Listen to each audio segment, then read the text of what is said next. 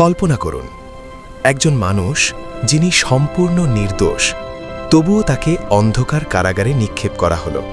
তার অপরাধ কী ছিল? সে শুধু পাপ থেকে নিজেকে বাঁচিয়েছিল, শুধু আল্লাহকে ভয় করেছিল। কিন্তু মানুষের ষড়যন্ত্র তাকে জেলের অন্ধকারে নিয়ে গেল। আর অবাক করার বিষয় হল, এই কারাগারেই একদিন তাকে মিশরের সবচেয়ে ক্ষমতাবান ব্যক্তিদের একজন বানিয়ে দেয়। আজ আমরা জানব ইউসুফ আলাইহিস সালামের কারাগারের অবিশ্বাস্য কাহিনী। ঘটনার শুরু। প্রফেট ইউসুফ ছিলেন মহান নবী ইয়াকুব আলাইহিস সালামের প্রিয় পুত্র।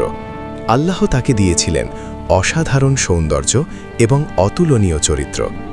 একসময় তিনি মিশরের এক প্রভাবশালী ব্যক্তির ঘরে বসবাস করতে শুরু করেন, কিন্তু সেখানেই ঘটে এক বড় পরীক্ষা। সেই ব্যক্তির স্ত্রী জুলেইখা ইউসুফ আলাইহিস সালামকে পাপের দিকে আহ্বান করলেন, কিন্তু আল্লাহ ভীরু ইউসুফ আলাইহিস সালাম দৃঢ়ভাবে তা প্রত্যাখ্যান করলেন। তিনি বললেন, আমি আল্লাহর কাছে আশ্রয় চাই। মিথ্যা অভিযোগ ও কারাগার। যখন সেই নারী তার উদ্দেশ্যে সফল হলেন না, তখন তিনি উল্টো ইউসুফ আলাইহিস সালামের বিরুদ্ধে অভিযোগ তুললেন। ঘটনাটি এমনভাবে ছড়িয়ে পড়ল যেন ইউসুফ আলাইহিস সালাম অপরাধী।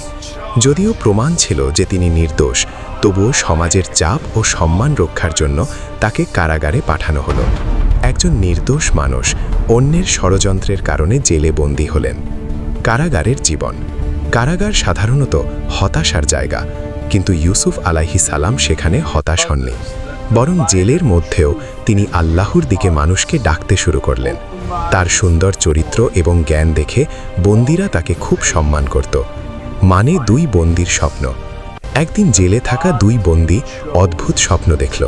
তারা ইউসুফ আলাইহিস সালামের কাছে এসে বলল, আমরা স্বপ্ন দেখেছি, আপনি এর ব্যাখ্যা বলুন।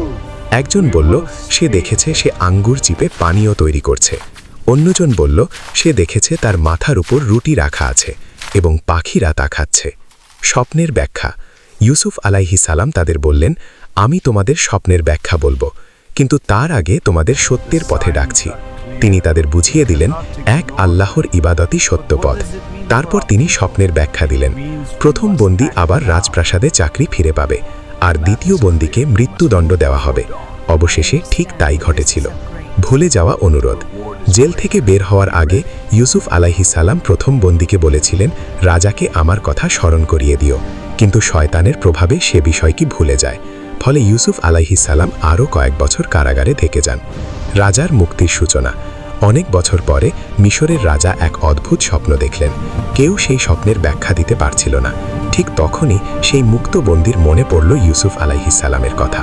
সে বলল, আমি এমন একজনকে চিনি যিনি এই স্বপ্নের ব্যাখ্যা দিতে পারবেন। এভাবেই কারাগারের দরজা খুলে যাওয়ার সূচনা হয়। শিক্ষণীয় বিষয়। ইউসুফ আলাইহিস সালামের কারাগারের কাহিনী আমাদের বড় শিক্ষা দেয়। জীবনে কখনো কখনো অন্যায়ভাবে কষ্ট আসতে পারে, কিন্তু যদি আমরা ধৈর্য ধরি এবং আল্লাহর উপর ভরসা রাখি, তাহলে সেই কষ্টই একদিন বড় সফলতার কারণ হয়ে দাঁড়ায়।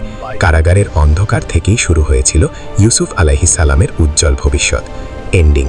এই কারণেই ইউসুফ আলাইহিস সালামের জীবন আমাদের শেখায়, ধৈর্য, সততা এবং আল্লাহর উপর ভরসা মানুষকে অন্ধকার থেকে আলোয় নিয়ে যায়। ভিডিও ভালো লাগলে অবশ্যই লাইক, কমেন্ট ও সাবস্ক্রাইব করবেন। দেখা হচ্ছে পরবর্তী ভিডিওতে।